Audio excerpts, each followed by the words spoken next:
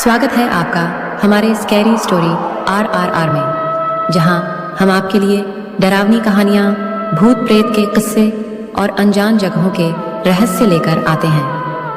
यहां आपको ऐसे वीडियो मिलेंगे जो आपके रोंगटे खड़े कर देंगे। ऐसे वीडियो के लिए हमारे चैनल को जरूर सब्सक्राइब करें।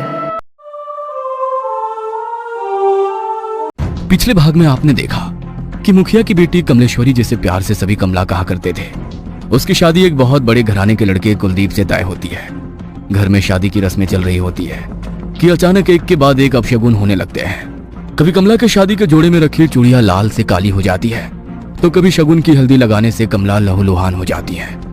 धीरे धीरे कमला के साथ होती यह घटनाएं गंभीर रूप लेने लगती है, जिससे कमला के मायके और ससुराल दोनों और अफरा तफरी मच जाती है। इसी अफरा तफरी के बीच किसी तरह कमला के फेरे पड़ते हैं और वो ब्याह कर कुलदीप के घर पहुंच जाती है। अब आगे कमला की मुंह दिखाई की रस्म थी। पूरी हवेली को दुल्हन की तरह सजाया गया था। कमला और कुलदीप का कमरा तो ऐसा लगता था जैसे फूलों के बगीचों में बदल गया हो। महंगे दीपदानों से मध्यम सी रोशनी फूटकर बाहर आ रही थी। दूर दूर से मंगाए गए खास तौर से सफेद और लाल फूल कमरे की खूबसूरती में चार चांद लगा रहे थे। इतने गुलाबों के बीच भी कमला का चेहरा किसी चांद की तरह चमकता नजर आ रहा था।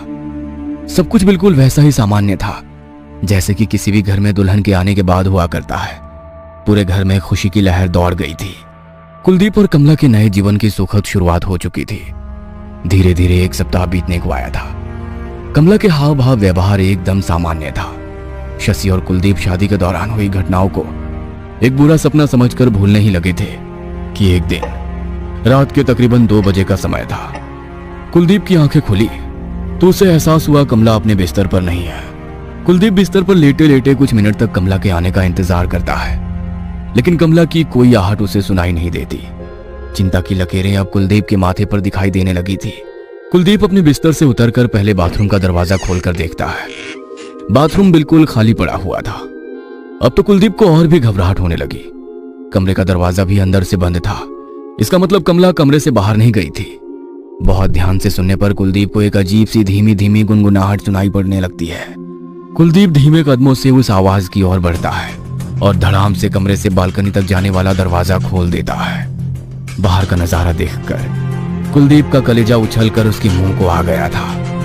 बालकनी में कमला एक डरावनी सी आवाज में सुबक रही थी। उसके लंबे घने बालों से उसका चेहरा पूरी तरह ढका हुआ था और एक एक करके अपने बाल तोड़ तोड़ कर वो जमीन पर फेंक रही थी। उसके सर का वो हिस्सा जहां से बाल टूटकर गिर पड़े थे, अब वो और भी बड़ा दिखाई देने लगा था।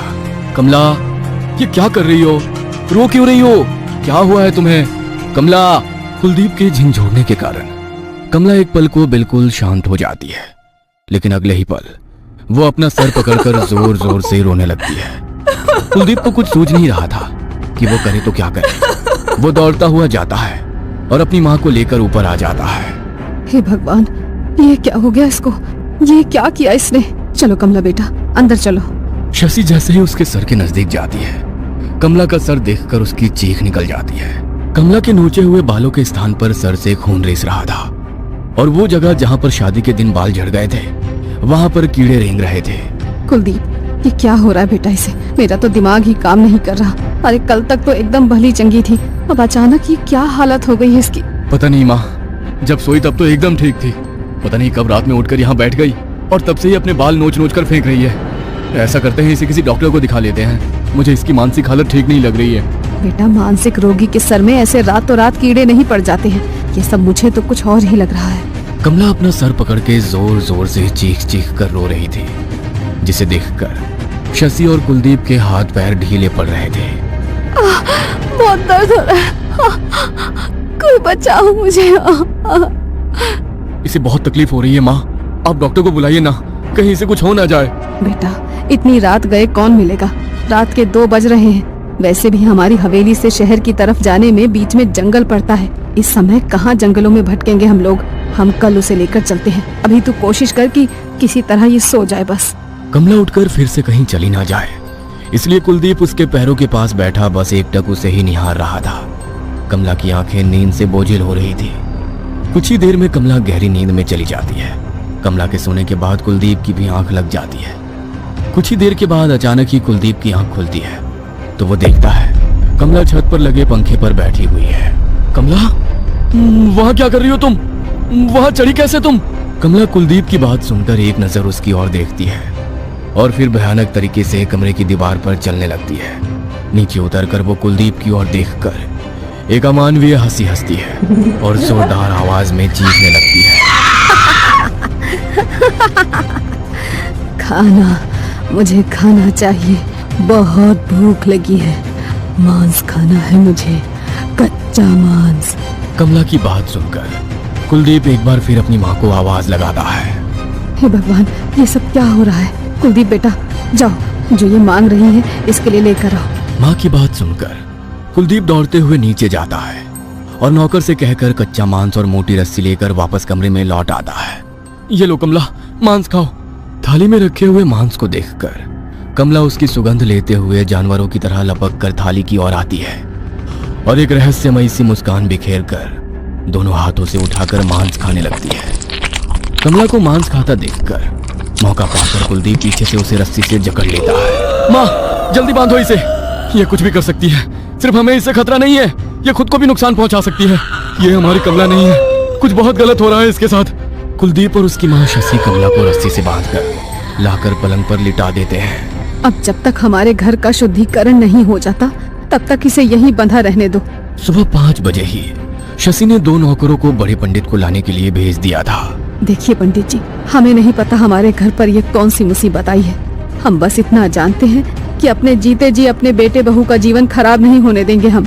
आप इस घर से नकारात्मक ऊर्जा दूर करने के लिए हवन कराइए, जो भी सामग्री लगेगी हम व्यवस्था कराएंगे। शशि की बात सुनकर पंडित जी नीचे हॉल में आकर ग्रह शांति पूजा शुरू कर देते हैं। पूजा शुरू होने के कुछ ही मिनट के अंदर कमला के कमरे से भयानक चीखने की आवाज सुनाई देने लगती है। वो आवाज इतनी भयानक थी कि किसी की भी कमला के कमरे तक जाने की भी हिम्मत नहीं हो रही थी। मैम साहब, छोटी बहू जी ठीक तो हैं? कहीं उन्हें कुछ तकलीफ तो नहीं हो रही? एक बार दरवाजा खोलकर देखिए ना। नहीं, कोई भी ऊपर नहीं जाएगा, वो चाहे जितना भी चिल्लाए। हमारी मर्जी के बिना उसका दरवाजा खुलना नहीं चाहिए। कुछ देर चीखने के बाद अचानक कमला के कमरे से आ रही आवाज बंद हो जाती है। कुछ ही पल बीते होंगे कि हवेली के बाहर पहरा दे रहा एक आदमी दौड़ते हुए हवेली के अंदर आ जाता है। मैम साहब, वो बहू जी। क्या हुआ बहू जी को? कुछ बात है क्या? वो बहू जी, वो बाहर दीवार पर चल रही हैं और दीवार से होते हुए वो नीचे उतर रही हैं। कैसी बेतुकी बातें कर रहे हो? उसे तो उसके कमरे में बांधा हुआ है, वो अपने कमरे से बाहर नहीं आ सकती। उसके कमरे में मैंने खुद अपने हाथों से ताला लगाया है। नौकर की बात सुनकर शशि दौड़ते हुए हॉल से बाहर जाती है और देखती है कि कमला दीवार से होते हुए नीचे उतर रही है। कमला की ऐसी हालत देखकर सबकी चीखें निकल जाती है। देखिए बहन जी, हम जितना समझ रहे थे ना, ये समस्या उससे कई गुना ज्यादा बड़ी है। मेरे ग्रह शांति हवन से कुछ नहीं होने वाला है। हाँ, मेरे मंत्रों की गूंज से ये थोड़ी विचलित जरूर हुई है, लेकिन उससे आपकी बहू की हालत में कोई सुधार नहीं आएगा। आपके लिए सुनने में थोड़ा मुश्किल होगा, लेकिन ये आपकी बहू कमला नहीं है। कोई भी इंसान ऐसी हरकतें नहीं कर सकता, कोई और शक्ति है इसके अंदर। दीवार से उतरने के बाद कमला दौड़ते हुए हॉल में पहुंचती है और हवन कुंड को उठाकर हवा में उछाल देती है। उसके मुंह से बेतहाशा लार गिर रही थी, आंखें पलटी हुई और बाल बुरी तरह से बिखरे हुए थे। उसे बांधने में इस्तेमाल हुई रस्सी अभी भी उसके हाथों से लटक रही थी और कलाई से खून रिस रहा था। उसका मुंह इतना डरावना लग रहा था कि कोई भी उसे देखकर चक्कर खा जाए। तूने बुलाया था इस पंडित को? हाँ? देखो कमला बेटा, शांत हो जा। हम तुम्हारा बुरा नहीं चाहते, हम तो बस ये चाहते हैं कि तुम हमारे बेटे की पत्नी बनकर इस घर में आई हो। हमारे घर की लक्ष्मी हो बेटा तुम खुशी खुशी घर में रहो, इससे ज्यादा हमें और कुछ नहीं चाहिए। चुप कर बुढ़िया, चला जा पंडित, जा। कमला की भयानक आवाज सुनकर पंडित राम राम करता वहां से भाग खड़ा होता है। तभी कमला का शरीर ढीला पड़ने लगता है और वो जमीन में गिरकर बेहोश हो जाती है। माँ, क्या हो रहा है ये सब? मुझे तो अब बहुत डर लग रहा है। अगर ऐसा ही चलता रहा तो पता नहीं आगे क्या कुछ देखने को मिलेगा। घबराओ मत बेटा, अगर दुनिया में शैतान है तो भगवान भी है।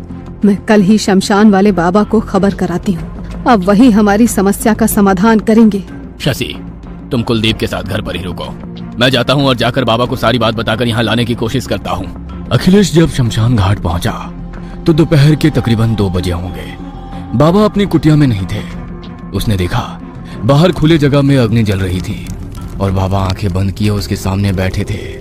इतनी गर्मी में जब धूप में खड़ा रह पाना भी संभव नहीं था, बाबा वहां अग्नि के सामने बैठे जाने कब से अपनी साधना में लीन थे। अखिलेश कुछ देर तक हाथ जोड़कर वहीं बैठा रहता है। इतनी गर्मी में खुले आसमान के नीचे बैठ पाना अखिलेश के लिए बहुत कठिन हो रहा था। तकरीबन आधे घंटे के बाद बाबा अपनी आंखें खोलते हैं तो देखते हैं कि सामने बड़ी कोठी वाले अखिलेश बाबू हाथ जोड़े उनके सामने बैठे हुए हैं। क्या समस्या है बच्चा, जो तुम इतनी भयानक गर्मी में यहाँ मेरी आंखें खुलने के इंतजार में बैठे हुए थे? समझ नहीं आता बाबा, कहाँ से शुरू करूं। मेरा एक ही बेटा है जिसका नाम कुलदीप है। तकरीबन सप्ताह भर पहले उसकी शादी रायपुर गांव के प्रधान की बेटी कमला के साथ हुई है। हमने बड़ी धूमधाम से शादी की क्योंकि हमारे लिए ऐसा अवसर जीवन में दोबारा नहीं आने वाला था।